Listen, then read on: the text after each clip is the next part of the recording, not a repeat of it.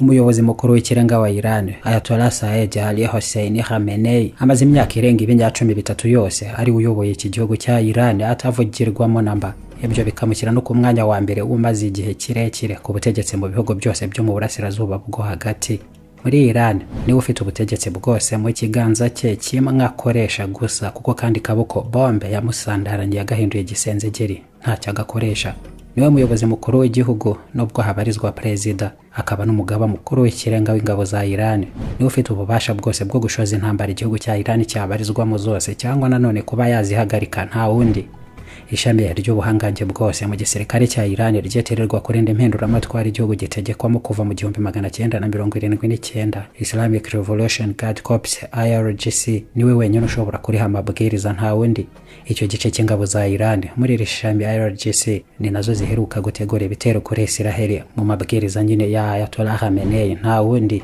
Ni nawe wari wavuze n'ubundi ko Israel igomba gukubitwa urushyi mu maso ikanahanirwa kuba yaragabye ibitero byasenye ambasade yabo muri Syria mu ntangiriro z'uku kwezi. Abasirikare bakuru muri IRGC bigaragazwa ubungubu ko ari nabo bashyiriye Ayatollah Khamenei uburyo butandukanye bamugaragariza ko bashobora kugezamo ibitero byabo kuri Israel. Amahitamo menshi bamushyiriye ku meza nawe atunga urutoki gusa ku byo yifuza bari byo bakora mu bundi buryo bwose, bwarimo no kuba bari kugaba ibitero simusiga ku nyungu za Israel batiriwe banigabize ikirere n'ubutaka bwayo cyangwa kuhishoraho ako kanya za misile karundura z'ubukana buko by'inshuro nyinshi cyane zoherejweyo. Ku itariki 13 muri uku kwezi ubwo mwijoro ibitero bya Iran byagabwaga kuri Israel, ku rubuga X Ayatollah Khamenei yongeye gusubiramo ku gihugu cya Iran kigiye guhana ubutegetsi bwa Israel nk'uko yari amaze igihe bisubiramo bwakeye koko ibyo bitero byakozwe. Muri Iran Ayatollah Khamenei ububasha afite ntabwo buri kure cyane y'ubwo mwami w'abami utegeka mu gushaka kw'Imana. Ni umutegetsi icyarimwe n'umuyobozi mukuru w'idini ku buryo akurikirwa cyangwa akayobokwa nanone icyarimwe bijyana n'ububasha ahabwa n'amategeko, kongeraho no kuba anafatwa hafi nk'intumwa y'Imana unahagarariye ubushake bwayo. Aho rero ubushobozi n'ububasha bwe bukagera kure cyane ya Iran biciye mu mahame y'abashia nka rimwe nanone mu mashami abiri ya Islam ajya acishamo akanahangana byeruye mu ntambara. Nubwo ari ukwemerana none gutandukanye, ariko kuri bamwe uwo Papa w'i Roma abariwe kuri Kiliziya Katolika mwese ni nawe Ayatollah wa Iran yegereza kuba we ku Bayisilamu b'abashia. Ibyo birenga kure cyane rero imipaka ya Iran cyangwa ubutegetsi nk'ububarizwa mu biganza by'abandi bakuru b'ibihugu n'abaperezida yawe b'ibindi bihugu birimo n'iby'ibihangange bya mbere mwese. Benshi muri abo baba ari abategetsi mu buryo ububasha bwabo bugira umupaka nabujyanishwa n'amategeko, bafite byinshi badashobora gukora nk'umuyobozi w'ikirenga wa Iran, kuko w'icyarimwe abafite ububasha nk'ubwo nabo bafite bujyanishwa n'amategeko kurenzaho n'ukwemera. Ibyo bikamugira umwe mu banyabubasha n'abategetsi b'ubuhangange basumbye abandi benshi cyane mwese. N'ububasha bwinshi cyane n'ubutegetsi Ayatollah Khamenei wa Iran afite mu biganza bye wenyine binarenga ahubwo kukuba yaba ari nk'umwami, kuko hiyongeraho nuko kuba ari umuyobozi mukuru numero ya mbere mu by'idini n'imyemerere. Ayatollah Khamenei ubwo niwe muyobozi mukuru w'ikirenga wa kabiri wa Iran kuva itangiye gutegekwa muri ubwo buryo bwatangiranye n'impinduramatwara zashinze ubutegetsi bushya muri iki gihugu cya Iran mu 1979. Muri rusange nta nubwo ari ibintu Khamenei yashoboraga kugeraho mu ijoro rimwe gusa ngo buke yabaye Ayatollah n'umuyobozi w'ikirenga wa Iran. Ntabwo byamworoheye cyane ko atari n'ubuhangange bwahita bumugeza ako kanya muri uwo mwanya.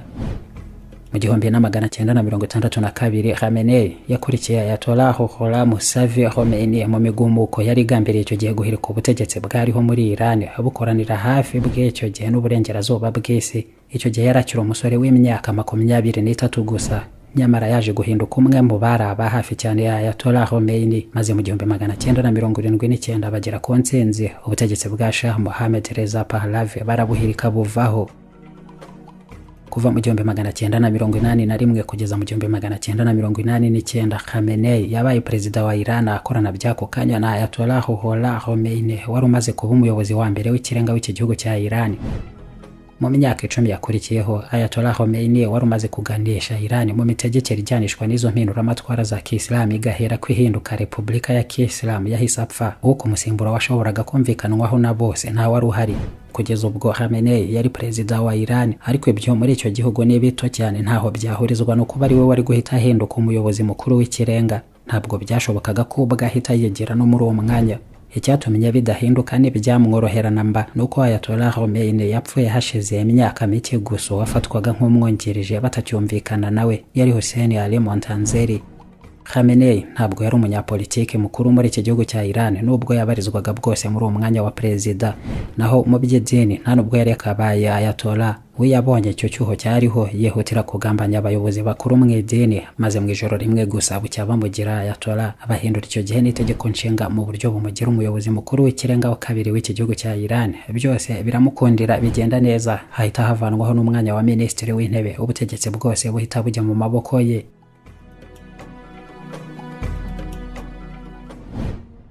Ayatollah Khamenei ubwo uhereye mu 1989 nk'umuyobozi w'ikirenga w'iki gihugu cya Iran, abamukurikira ndetse n'abandi ba hafi cyane ye bamwita impano y'Imana cyangwa ikimenyetso cyayo mu isi. Mu gihugu ubutabera, inkiko zose, amashami yose ya guverinoma, igisirikare n'ibindi byose niho ubiyobora. Nta n'uwaba perezida ahubwo atamuhisemo ngo abyemere, niyo hakorwa amatora hakumvikanwa ku wundi watahisemo ntibyakunda. Byose bigomba guhuzwa n'uko abishaka, nk'uko n'ubundi perezida muri Iran nawe ntacyo yakora na kimwe kirenga ku mabwiriza yahabwa na Ayatollah. Biba bimeze ahubwo nk'aho perezida aba ari intumwa ye gusa mu bijyana hanini n'ubutegetsi mu gihe butandukanywa n'idini ndetse no mu yindi mirimo na politiki mpuzamahanga n'ingendo mu bihugu by'amahanga, kuko atari henshi Ayatollah yakenera kwerekeza. Khamenei imvugo zimwe igihe cyose, imyitwarire n'ibitekerezo biracyakarishye cyane n'ubundi nk'ibyo mu bihe by'impinduramatwara yabarijwemo za Kisilamu aha muri Iran, cyangwa se nanone igihe yari akiri perezida w'iki gihugu kuva mu 1981 ntacyo yigeze ahindukaho. Ni imyaka myinshi imaze gutambuka ariko we nta na kimwe yigeze ahindukaho, aracyarahirira n'ubundi gusenya Isiraheli, ndetse ngo n'uruhare runini Iran igomba kubigiramo, ubwo ajya acishamo akavuga ko ari ubutumwa yahawe n'Imana n'inshingano za buri Muislamu wese wemera nyabyo. Ibyo byose n'ubundi bikajyanishwa no kudacoka bibaho na Leta Zunze Ubumwe za Amerika n'uburengerazuba bwese muri rusange. Ariko Isiraheli yo akayita igihe cyose ikibyemba cya kanseri ngo kimunge ibihugu byo mu burasirazuba bwo hagati bya Kisilamu. Mu 2018 ubwo Donald Trump wari perezida wa Leta Zunze Ubumwe za Amerika yivanaga mu byo bwumvikane n'amasezerano bari baragiranye na Iran ngo hagenzurwe programu yayo ya nucleaire, none hivanirwe ibihano yashyizwemo, Ayatollah Khamenei yaragize ati nuko bateye abanyamerika n'abagenzi babo b'abanyaburayi. Ni nayo mpamvu mpora mbivuga igihe cyose twebwe muri Iran tudashobora na rimwe kuzigera twumvikana nabo. Ni nacyo nyine cyatumye dutangiza impinduramatwara zacu za Kisilamu. Ntabwo ari ukwizerwa bibaho, ni abakozi ahubwo bakuru ba Satani kuri iyi si dutuye. Mu 2020 Leta Zunze Ubumwe za Amerika nibwo zohereje drone yarashe misile zahitaniye General Qasem Soleimani muri Iraq. Uyu niwe wayoboraga icyo gihe Shami Quds muri IRGC ya Iran, akaba yari n'uwa hafi cyane ya Ayatollah Khamenei, byemezwa ko yari n'inshuti magara. Nabwo icyo gihe Iran yarahiriye kumuhorera abashora urufaya rwa za misile muri Iraq ku birindiro bitandukanye by'ingabo z'abanyamerika. Abasirikare ba Iran babikozemo n'amakosa yatumye izo misile zihanura n'indege ya gisivile, abayibarizwagamo bose barahagwa. Icyo gihe byarangiye nabwo Ayatollah Khamenei yabyitura urushye mu maso ha Leta Zunze Ubumwe za Amerika. Iran yari maze guhana, hatangiza n'ubukangurambaga icyo gihe busaba ko abanyamerika bihotera kuva mu bihugu by'abayisilamu mu burasirazuba bwo hagati bakakura ingabo zabo zose zigasubira iwabo. Iran mu butegetsi bwa Ayatollah Khamenei ni igihugu cyazamuye cyane ubuhangange bwacyo mu bya gisirikare, kigura kandi gikora n'ibitwaro byacyo bihambaye cyane bikangaranya abo bahanganye, ariko nanone bigashyirwa ku rundi rwego. Noneho iyo byemezwa ko Iran ikataje cyane no mu gutunganya uranium yayo ishyirwa ku kigero yakorwamo ibisasu kirimbuzi.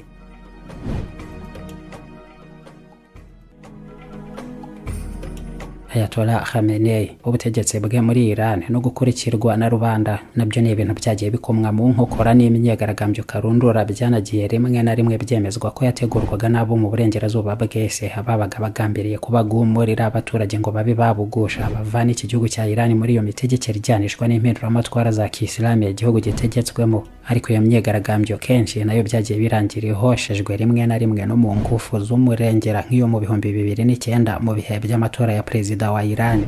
Mu 2018 indi myigaragambyo ikomeye yakwirakwiye mu gihugu hafi hose. Rubanda icyo gihe bateraga hejuru kubera ibibazo byinshi by'ubukungu byari bibasumbirije, batakaza n'ubushobozi bahoranye bwo guhaha. bwa nyuma mu kwa 9 2022 noneho n'urupfu rw'umukobwa waguye muri gereza byitwa ko yari yatawe muri yombi kubera imyambarire ye ngo itari ihwitse nirwo ruheruka guteza indi myigaragambyo ikomeye cyane muri iki gihugu cya Iran bitegesa nabwo bidasanzwe ubutegetsi bwa Ayatollah Khamenei. Nyuma y'ibitero by'abanyamerika na Israel ku nyungu z'iki gihugu cya Iran n'ingabo zacyo mu burasirazuba bwo hagati mu bice byabwo bitandukanye, ibyo byagiye bituma ahubwo abaturage b'abanya-Iran nabo batoza cyane bashyira hamwe n'ubutegetsi bwabo babona neza ku burengerazuba bw'isi kuko bo bagambiriyeho inabi nyinshi kugeza muri ibi bihe, hari nabo ubwabo noneho bisabira Ayatollah Khamenei umuyobozi wabo w'ikirenga gutangiza intambara zeruye n'izo mpande zende bafata nk'abanzi babo nimero ya mbere.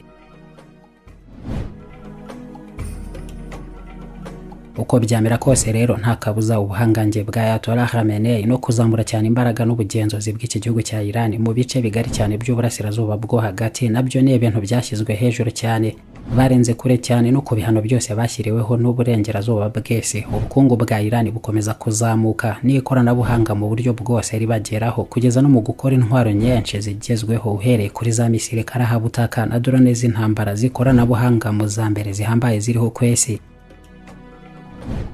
Ayatollah Sayyid Ali Hossein Khamenei mu kirenge n'igicucu by'umwigisha we Ruhollah Murtaza Khomeini bisa naho igihe cyose Iran izaba igitegeko uko biri ubu ngubu muri izo mpinduramatwara za Kiyisilamu igakomeza kuba Repubulika ya Kiyisilamu n'abayatollah bayo iruhande rw'umuyobozi mukuru w'ikirenga, nta kabuza n'ubundi kumvikana n'uburengerazuba bw'isi byari ibintu bitazigera bibaho na rimwe. Khamenei ubwe nk'umuntu hirya y'ibyubahiro byose n'ububasha budasanzwe afite kuko atari na benshi mu bantu bariho ku isi babifite kuri iyo ngano, ubu n'uw'imyaka 85 y'amavuko, yavukiye mu mujyi wa Mashhad mu 1939. Se umubyara nawe yari umwigisha mukuru muri Islam, yeze kandi akurira mu mujyi mutagatifu ku Bashia wa Qom aho muri Iran.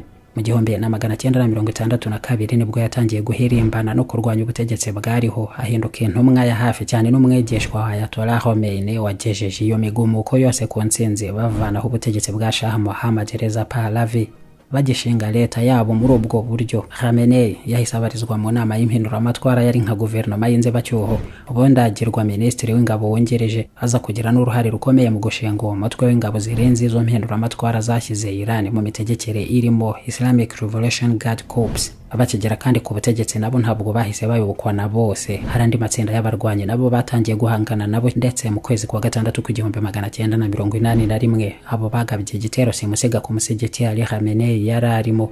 Abahaturikiriza icyo gihe urusasu habuze gato gusa ngo rumutsindaho, yabicetse hamana ariko bisiga akomeretse cyane akaboko karagagara kugeza n'ubu bakoresha kamwe k'uburyo gusa. Abo barwanya ahubwo mu mezi abiri yakurikiyeho bahise bica wari perezida wa Iran muri ibyo bihe Mohammad Ali Rajai. Ako kanya Ali Khamenei ahita amusimbura aba perezida wa Iran mu gihe cy'imyaka 8 guhera mu 1981 kugeza mu 1989, ubwo wari umuyobozi wa mbere w'ikirenga yapfaga. Khamenei ahita amusimbura atyo mu buryo twagarutseho. Ayatollah Ali Khamenei azategeka Iran nawe kugeza apfuye kuko nk'umuyobozi w'ikirenga adasimburwa bibaho. Ni umwanya w'ubuzima bwose, abatamushaka, ababa batamwumva n'abamwanga bose, ndetse n'abagambirira izindi mpinduka zagerwaho muri Iran. Icyo gihe no gukomera nyine bagategereza bihanganye ubushake bwe gusa bwaganisha mu byo bifuza, cyangwa nyine gutegereza nawe akabanza gupfa byonyine niba n'uwamusimbura ahubwo nawe atakomeza n'ubundi muri uwo murongo, cyane ko kugira icyo hindurwaho na gito nabyo bisa n'ibitakoroha namba. Uwabigerageza atabyiciyemo ashobora kutamara kabiri no ku butegetsi, kuko n'ingabo z'igihugu inshingano za mbere zifite ari ukugumisha Iran mu mahame amwe yashinzwe muri izo mpinduramatwara za Kiyisilamu gusa, nta kujya ku ruhande rwazo. Ubu rero ni abaperezida batanu bose bamaze gusimburanwa kuri uwo mwanya kuva mu 1989 ubwo Ayatollah Ali Khamenei yawuvagaho haba umuyobozi mukuru w'ikirenga. Abo barimo Akbar Hashemi Rafsanjani, Mohammad Khatami, Mahmoud Ahmadinejad, Hassan Rouhani na Ibrahim Raisi. Ku myaka 85 y'amavuko arakuze cyane Ayatollah Ali Khamenei. Mu rero bihwihwiswa kugeza ubu ko bashobora kumusimbura kuri uyu mwanya uhambaye cyane w'umuyobozi mukuru w'ikirenga wa Iran ni babiri, ahanini bagarukwaho cyane kurusha abandi, barimo umuhungu we Mojtaba Khamenei na perezida Ibrahim Raisi ubu ufite imyaka 65. kuri iyo ngingo ubwo nta n'icyashimangirwa burundu hari n'ubwo wa musembura yaturuka mu bandi kuko bibanza no gusaba ko inteko nkuru y'idini banza kubyumvikanaho neza n'ishami ry'ingabo za IRGC bakabona noneho guhitamo ugomba kuba umuyobozi mukuru mushya w'ikirenga wa Iran. Nabyo ni inzira ndende bibanza gucishwamo.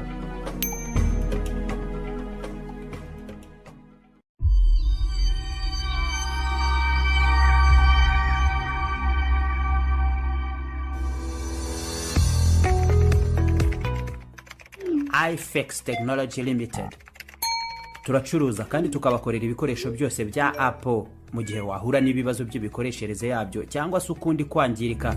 Mac computer, iPhone cyangwa iPad ni ibikoresho twe dufite mu bunararibonye bw'imyaka myinshi. Waduhamagara kandi kuri 0788442127. iFix Technology Limited, we are Apple devices experts.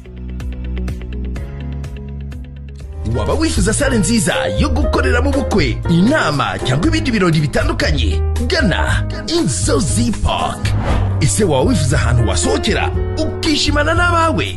Muri Inzozi Park Bar Restaurant tubakirana ubwuzu. Muri Inzozi Park kandi tubafite n'izindi service zitandukanye nka decoration, sonorisation, kandi tunategurira amafunguro abahakoreye ubukwe, inama ndetse n'ibindi birori bitandukanye. Tunatanga service ya food catering ahariho hose. Izo service zose tuzibaha ku biciro byiza utasanga ahandi. Inzozi Park dukorera i Gahanga kuri kaburimbo hafi ya Station Merez. Inzozi Park, duhamagare cyangwa utwohereze WhatsApp kuri 0788 336 932.